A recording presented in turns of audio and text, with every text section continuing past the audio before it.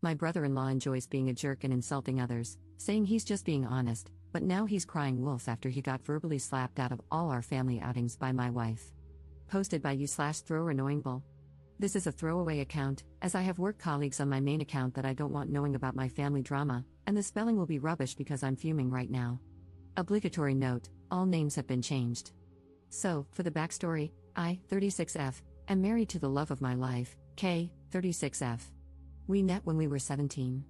She was out and proud, while I was still in the closet, so we didn't start dating until I came out at 21. We got married in 2019 and have an adopted 4-year-old son, Jack. This becomes relevant in a minute.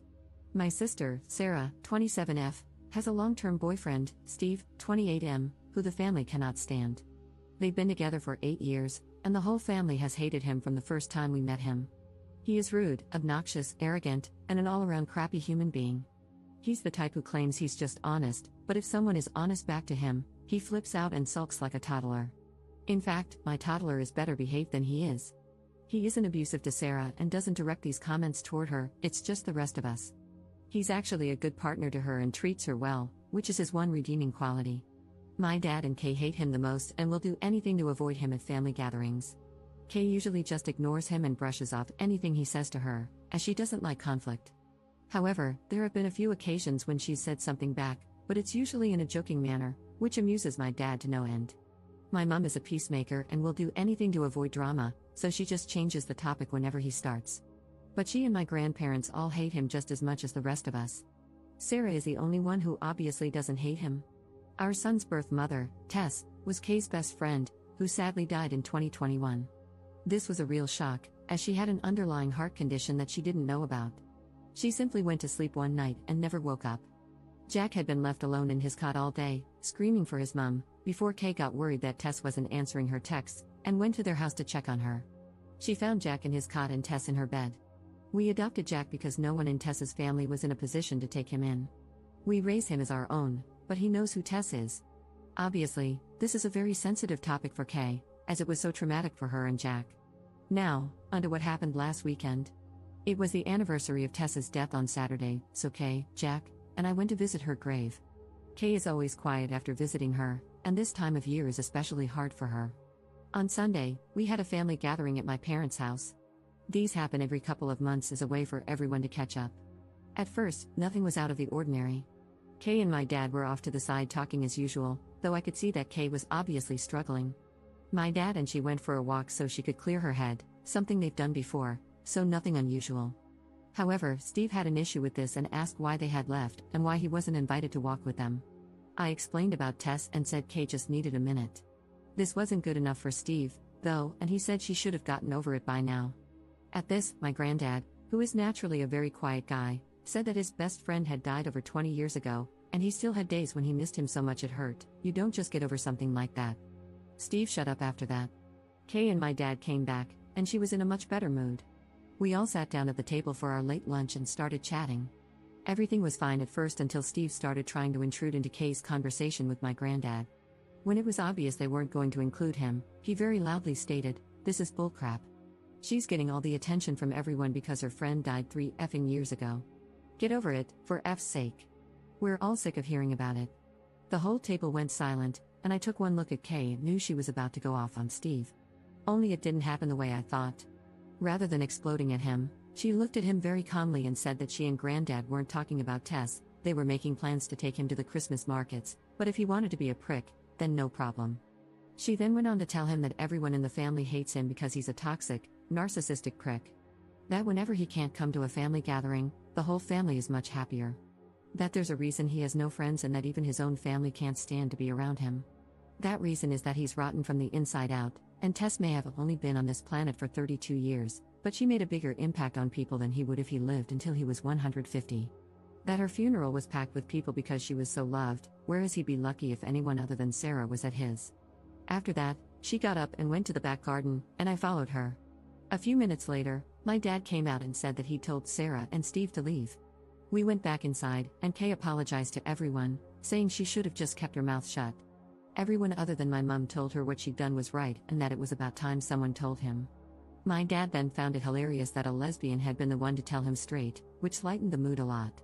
We spent the rest of the afternoon there before going to pick Jack up from Kay's mum's house, as she'd had him overnight on Saturday for us.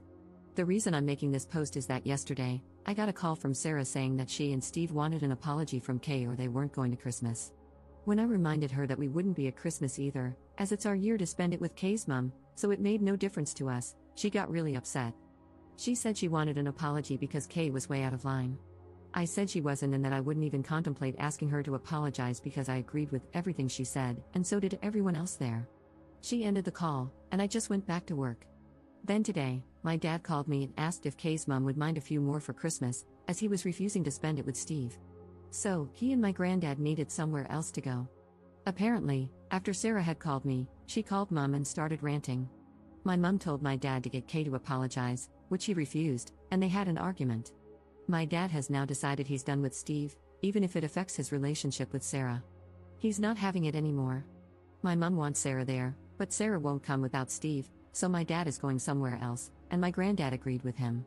I texted Kay's mum, and she said they were welcome, so now my mum is furious and saying that my dad and Kay are ripping the family apart. So, basically, this has turned into a crap show. Kay has said she will apologize if I want her to, just to keep the peace, but I've told her no way. Everything she said was true. I just don't know where to go from here. The people in my life all hate Steve so much that Kay could have physically attacked him, and they'd still think she was in the right. So, that's why I'm asking internet strangers who might have dealt with difficult family members, what can we do to get to a place where we can be around each other amicably? I'm struggling to see a way right now. Wow, I didn't realize how long this got until I went to post it. Sorry about that. Up in the comments. If it were just Sarah upset, I wouldn't care, but it's my mum. She tries so hard to keep the whole family together, and she is devastated by what's going on. One of her favorite things to say is take the high road and rise above it. I just feel like enough is enough. Steve and Sarah don't see anything wrong in what he's done. It was just him being honest. I'm sick of the high road, I've been on it for 8 years. I'm happy on the low road now. Update 8 days later. Hi, I know how much this community loves an update, so I thought I would give you one as things seem to be sorting themselves out, kind of. After I wrote my last post, a few things happened over the next couple of hours. The first thing was that I spoke to my grandparents on my mum's side. They were there when this all happened, but they're like my mum and just constantly try to keep the peace, that's where she gets it from. They were supposed to be spending Christmas with my mum this year, but they changed their minds and decided to spend it with my uncle instead. They have made the decision to not be around Steve either, as he causes too much drama. They asked if they could come and see us and Jack on the 23rd before they head off to my uncle's, which I happily agreed to. This really surprised me and outright shocked my mum because, as I said, they are the biggest take the high road type of people I've ever met, but even they'd had enough. The next thing that happened was my dad called to let me know that Steve and Sarah had now decided they want Kay to make a public apology in front of the whole family and admit she was lying, and that the family loves Steve. He was laughing as he told me this and called them delusional, so any small chance of a superficial apology went out the window. The third thing that happened was Jack getting home from after-school club with a recorder that I am sorely tempted to shove up the teacher's backside. So, all in all, it wasn't a great day. Through talking to people on here, I also realized that Steve has been trying to push Kay and me out of the family. He's been organizing trips that he knows we wouldn't be able to go on. We wouldn't have gone anyway, as a weekend away with him sounds worse than a paper cut to the eyeball. He's also constantly trying to get my dad away from Kay whenever we're all together. I think this is because he's jealous of Kay and Dad's relationship, as they're very close and go on trips to classic car shows several times a year together, usually with my granddad as well. Anyway, things went quiet for a few days until the weekend. Our town has a big Christmas fair that runs from November through December, and we always go to it with Mum, Dad, Granddad, and Kay's mum. We decided to cheer my mum up a bit by going on Sunday and then going out for dinner after. My mum was told that if Sarah or Steve showed up, we would all leave, and she promised they wouldn't be there. Things were a bit awkward at first but settled after a while. At one point, Jack got my mum and Dad to take him on the giant snow slide. As my mum walked back over to us, she had tears in her eyes. I pulled her to one side to see what was going on, and she said that while waiting in line, Jack had said he was happy Uncle Steve wasn't here. When my mum asked why, he said that Uncle Steve was a bad man. My mum tried to say he wasn't, but in typical stubborn 4-year-old fashion, he argued and said he'd learned in school that people who say mean things all the time are bad people, and Uncle Steve says mean things all the time, so he's a bad man, and he didn't like him. There had been a case of bullying in his class a few weeks ago, and the teacher had done a lesson on how wrong bullying is, so I think that's where this came from. This finally broke through to my mum. If even a 4-year-old can see what a horrible prick the man is, then she had to as well. She said she felt stuck because she hated Steve and agreed with everything Kay has said, but she loves Sarah and doesn't want to isolate her. I told her I would always be there for her, but I wasn't putting myself, Jack, or Kay through being around Steve again, and she needed to think about what she wants, not what I want, or Dad, or Kay, or Jack, or her parents, or Sarah, or Steve, but what she wants. She went quiet and then said that Kay's mom had told her she was welcome at hers for Christmas if she wanted to and that she could decide on Christmas Day if she wanted. Kay's mom would save her a plate. We went back to the group, and a little while later, I saw Mom and Kay's mom having a deep discussion while walking behind us. Neither will say what they talked about, but Mom seemed a bit happier after their talk. They have also been talking since, as yesterday my mom told me that she will be coming to Kay's mom's for Christmas, and they've been talking about going shopping together next week. When Mom told Sarah after calling me, Sarah predictably lost her mind and said Mom was choosing us over her.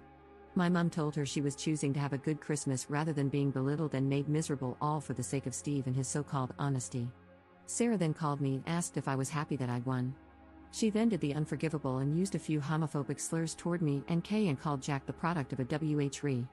I ended the call, blocked her everywhere, and then let my family know what had happened and that I never wanted to speak to her again. They're all as appalled as I am, and Mike Annie, Mom's mom, called Sarah and apparently told her she was dead to her, as she won't have a bigot in the family.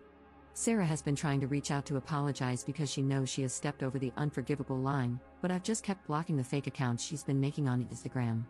Steve tried reaching out to my dad after this, and when he eventually answered, Steve tried to say that Sarah was just angry and didn't mean it. According to Mom, Dad ended up giving him a verbal lashing and told him he was the worst thing that had ever happened to Sarah and our family. My dad has told Sarah he is disgusted with her but will be there for her if she leaves Steve. Until then, good luck. Mom has gone low contact as well but wants to keep the door open so that Sarah isn't completely isolated. I had a few people saying that Steve may be abusive toward Sarah, but I really don't think he is. He usually acts like a prick when the attention isn't on him.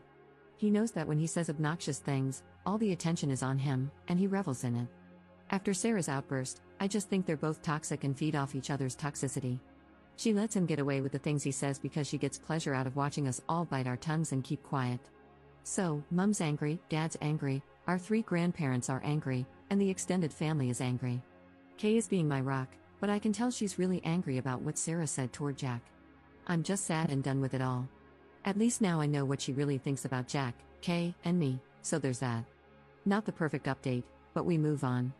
It will be nice this Christmas to have both sides of the family together for the first time and not have to worry about Steve being a jerk, but I'm sad that this is how my relationship with my sister has ended.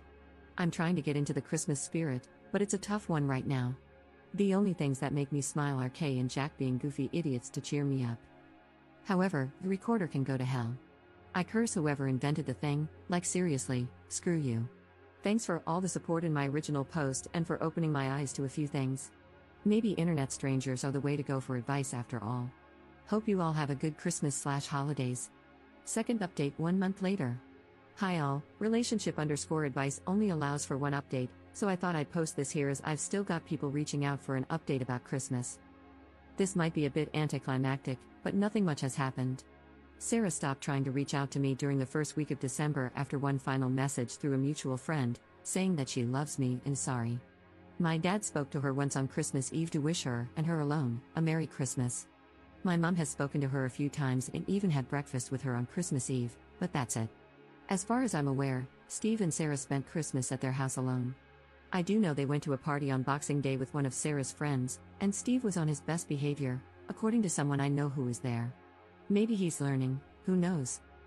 I did have a few people asking about why Steve and his family don't speak. After talking to my dad, I found out that Steve said something to his brother's wife at a family gathering, which led to his brother and him having a huge argument that turned physical. After that, Steve's brother refused to have him around himself, his wife, or his kids, so Steve's mom and dad told him he wasn't welcome at family events anymore. They went very low contact with him. Apparently, he gets a phone call on his birthday and Christmas, but that's about it. My dad was told this by Sarah, who was there when it happened. As per usual, she tried to downplay the whole thing and say that Steve's family was overreacting. Sounds oddly familiar. We spent Christmas at Kay's mom's house, and my mom, dad, and granddad all came as well.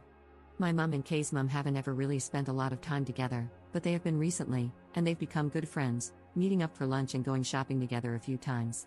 It's a bit of an odd pairing, as my mum is very straight-laced, and Kay's mum was a punk when she was younger and is now really into Wicca and natural healing. Seeing my mum dressed in her Sunday best and Kay's mum in her Sex Pistols hoodie is an odd sight, but they get along great, so that's nice. Christmas overall was good, nothing special, just relaxing. Without Steve being around, there was no need to be on edge. Jack was very spoiled and loved every second of it. I'll be honest and say I miss my sister a lot, and part of me really wanted to call her on Christmas Day, but I know I can't have her in my life right now. That's about it, really, all very boring. I still want to launch Jack's recorder into the sun, but he loves it, and his rendition of London's Burning is improving. Listening to 26 4 and 5-year-olds enthusiastically try to play London's Burning on recorders at the Christmas nativity play was one of the funniest things I've ever seen. That got the biggest cheer of the night, that's for sure. I hope everyone had great holidays and has a brilliant new year. Commenter. This is not a recommendation, however, a dog can really do a number on a recorder. Great chew toy, just saying. Ops response. Funny you should say that. We have been offered a rescue puppy that will be ready in a few weeks, so if we get one, he or she could solve our problems.